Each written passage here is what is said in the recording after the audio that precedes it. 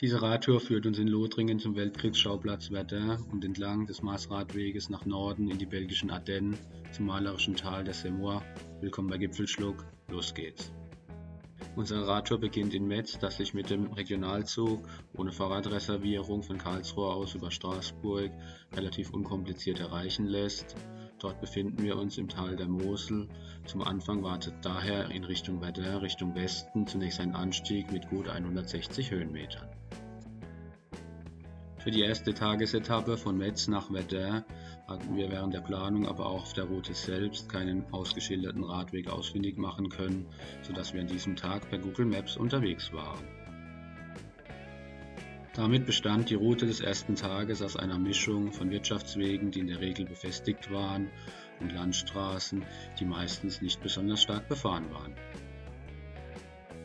Nachdem wir mit dem ersten Anstieg das Tal der Mosel nun verlassen haben, sind wir in einer langgezogenen Hügellandschaft unterwegs, die das eine oder andere Mal wunderbare Fernsicht bietet.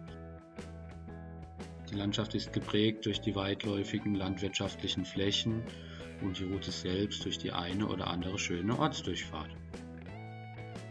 Gut 35 Kilometer vor Verdun befinden wir uns nun im Departement der Maas.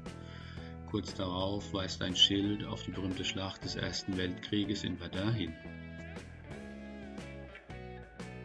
Kurz vor Verdun wählen wir nicht die direkte Route hinunter in die Stadt, sondern machen einen Schlenker unter anderem über einen Waldweg gut 150 Höhenmeter bergan zum Ossuaire de Douaumont.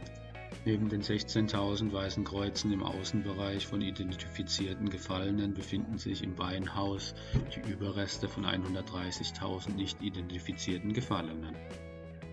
Unweit der Grabstätte befindet sich das Fort de Douaumont, eines der wichtigsten Forts des Festungsrings um Verdun. Nach dem Ausflug in die Geschichte des Ersten Weltkrieges geht es für uns bergab gut 150 Höhenmeter rasant hinunter nach Verdun, wo wir den Tag auf dem hiesigen Campingplatz ausklingen lassen. Auf der Karte in grün seht ihr die Route des ersten Tages und in rot der folgende zweite Tag auf dem Maasradweg von Verdun nach Charleville-Mézières. Auf unserem zweiten Radtourtag geht es nun auf dem Maasradweg in Richtung Norden. Es erwarten uns satte 133 Kilometer bis Charleville-Mézières, die sich aber bis auf wenige Gegenstiche auf dem Maasradweg wunderbar rollen lassen. Den Maasradweg fanden wir durchgängig sehr gut beschildert. Die Route wechselt zwischen wenig befahrenen Straßen, Wirtschaftswegen und Radwegen, die nur selten unbefestigt sind, aber sich auch auf diesen Wegabschnitten sehr gut fahren ließen. Die gesamte zweite Tagesetappe ist geprägt von der sanften Hügellandschaft des Maastals. Der Radweg führt dabei durch viele schöne kleine Dörfer, wobei größere Städte auf der Strecke mit Ausnahme des Stadt- und Etappenziels die Ausnahme sind.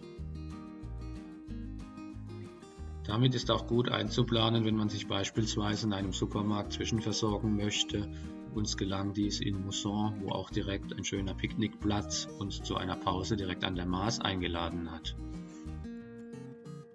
Nach Mousson folgte noch ein kleiner Gegenstich, aber dann kamen unsere Zeitfahrer komplett auf ihre Kosten. Die Route führte auf einem asphaltierten Radweg komplett die letzten 40 Kilometer bis Charleville-Mézières direkt an der Maas entlang, einwandfrei. Grundsätzlich besitzt der Maasradweg eine Gesamtlänge von 1050 Kilometer. Er beginnt etwa 200 Kilometer südlich von Verdun in Frankreich und führt durch Belgien und die Niederlande bis an die Nordsee. Nach etwa 6,5 Stunden im Sattel erreichen wir unser Tagesziel Charleville-Mézières. Der Tag endet mit einem leckeren Couscous-Salat auf dem dortigen Campingplatz. Unser dritter Tagesabschnitt führt uns nun in die Ardennen. Entlang der Maas geht es noch gute 20 Kilometer bis Monthermé. Dann führt die Route weiter in östlicher Richtung entlang des Tals der Semois. Leider lässt die Bildqualität meiner Aufnahmen an diesem Tag zu wünschen übrig. Grund dafür ist der Regen, der uns den ganzen Tag begleiten wird. So oder so, der Radweg führt uns direkt an der Maas entlang, wunderschön, bis Monthermé. Dort erwartet uns zunächst eine Pause mit Picknick im Trockenen unter dem Dach einer Autowaschanlage.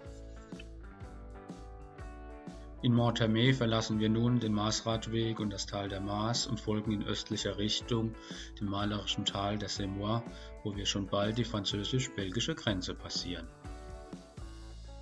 Im Tal der Semois sind wir überwiegend auf wenig befahrenen Straßen unterwegs und nur punktuell auf beschilderten Radwegen.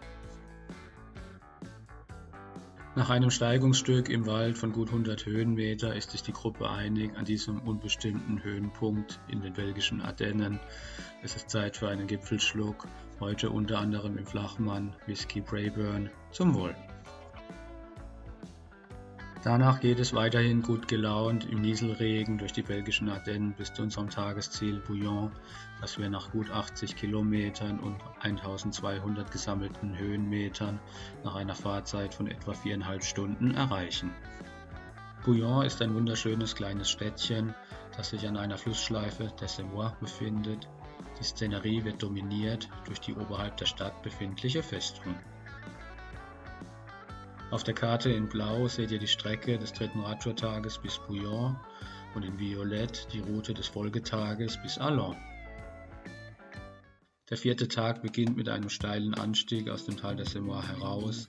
Es geht weiter in östlicher Richtung, auch diesmal ohne durchgängige Radwegbeschilderung. Auch dabei sind es wieder, wie schon öfter auf dieser Tour, wenig befahrene Straßen und Wirtschaftswege, auf denen wir unterwegs sind. Inzwischen haben wir die Ardennen hinter uns gelassen und sind nun in einem Wechsel von Ortsdurchfahrten und hügeliger Kulturlandschaft unterwegs.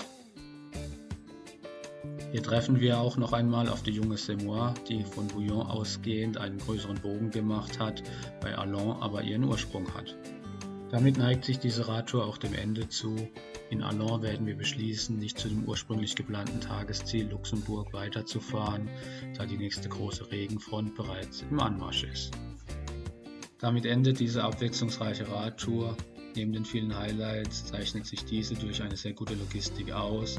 Metz und Allons bzw. Luxemburg sind sehr gut mit dem Zug mit Fahrradtransport erreichbar. Ich hoffe, dieses Video hat euch gefallen. Schaut auch gerne in weitere Videos auf meinem Kanal rein, zum Beispiel jenes auf dem Innradweg vom Unterengadin bis Garmisch. In diesem Sinne, bis zum nächsten Mal bei Gipfelschluck. Habt Spaß und seid freundlich miteinander.